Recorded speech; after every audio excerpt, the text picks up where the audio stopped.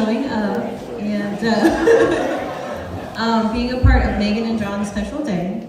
Thank you, Jenna, for awesome speech. I am going to be very short and sweet because that's how I work. Megan and John, I love you two a lot. Oh crap, I'm gonna cry. Okay,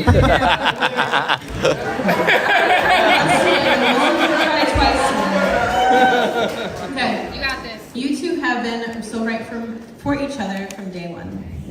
I remember one of the first times Megan talked about you, John. Megan texts to me, Kelly, I met this guy and he loves Jurassic Park. Just like you do. I'm like, oh my god. He's a keeper. And I knew right then that I approved of this guy. See, Erin, Megan, and I are very close. And not like we have to give each other approval, but when it comes to boys, we are very protective. But I have seen how this wonderful couple has grown together. And we are so very happy they have decided to take on this leap of marriage. So let's toast to Megan and John. Blessings on your life together.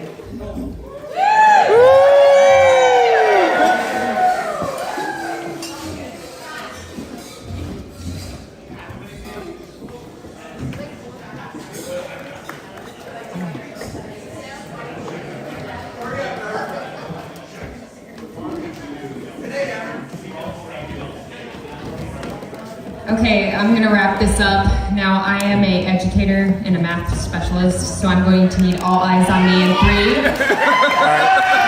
I'm going to need all eyes on me in 2. You gotta do this. And 100% of eyes in 1. Wait, you have to. All right, I think I have all eyes. Oh, yes, thank you. That's elementary. I'm middle school and secondary. I typed this out because I knew there were a lot of bets against me if I'm going to make it through, so we'll see if I do.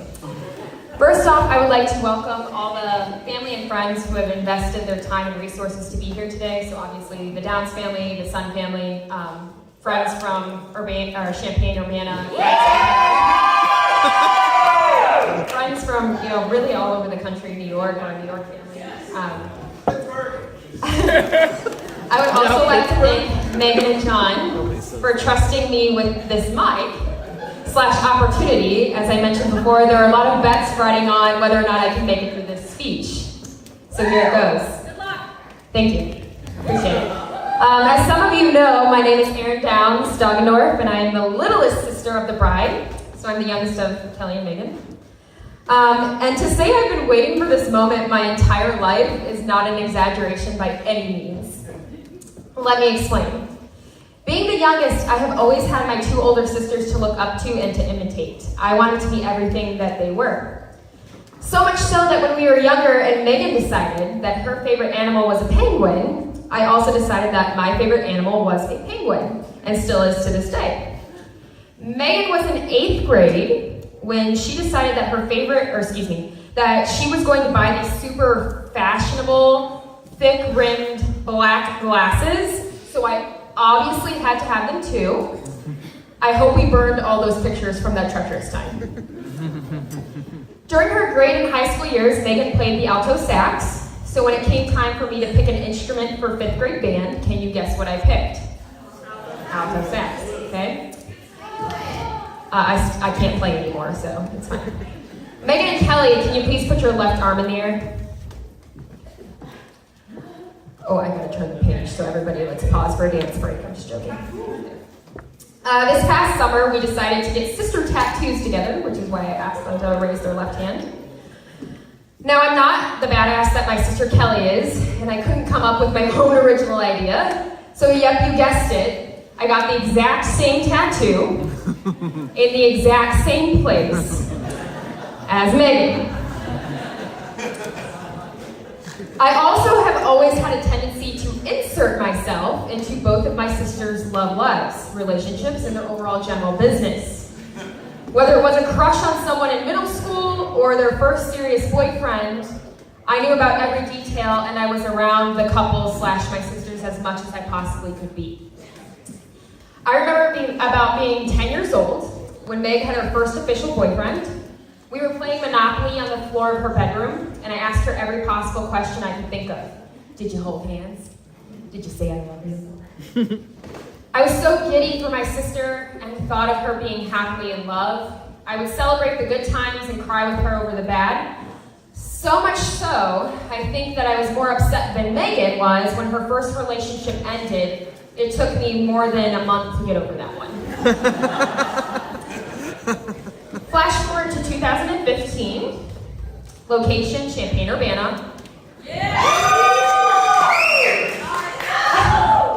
Megan mentions... Pittsburgh! Megan mentions that she has a man she spends time with. AKA Jonathan's son. Upon this information, I had to be the first. If you don't know me already, you probably already can guess my personality. I had to be the first of the family to meet the man that caught my sister's eye. I made a trip to Champaign-Urbana a few months into the relationship to check things out. Thank you. To check things out and bring back any necessary information to the family. I didn't have many expectations. Sorry, John. I didn't have many expectations, as it was a fairly new relationship, and to be honest, was any man really deserving of my sister? It only took me that one trip to realize John was the right partner for my sister. Whew, I got this. John took all of our family in stride, and trust me, it is not easy. He was and is patient, kind, here it comes, and easy to talk to. Yeah, there it is. I held out this one. All right, it hasn't dropped yet, y'all. All right.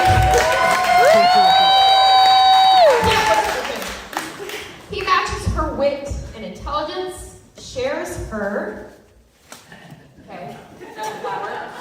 shares her love for adventure and foods of all kinds, and encourages her to be the best version of herself.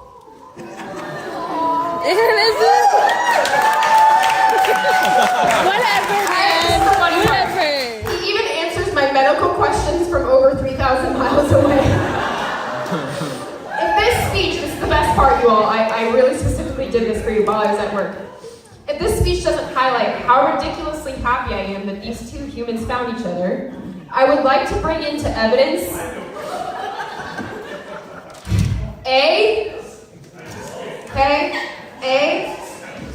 I'll pass it around. B,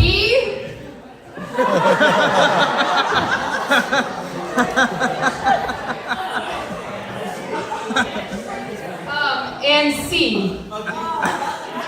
So I'll pass this around if you need to, but not really. So evidence A, B, and C. These were my reaction pictures to when Megan and John got married. Or excuse me, got engaged. They're married now. I'm almost done, I swear. Need I say more about the photos? I love both my sisters with a ferocity that can't always be explained. And to bring this sentimental sap speech to an end, I'll let myself cry on this one. I will quote one of our sister's most beloved books, Pride and Prejudice. Well, my dear, I have no more to say. In this case, he deserves you. I could not have parted with you, Megan, to anyone less worthy. Welcome to the family, John, although you've always been a part of it. Cheers.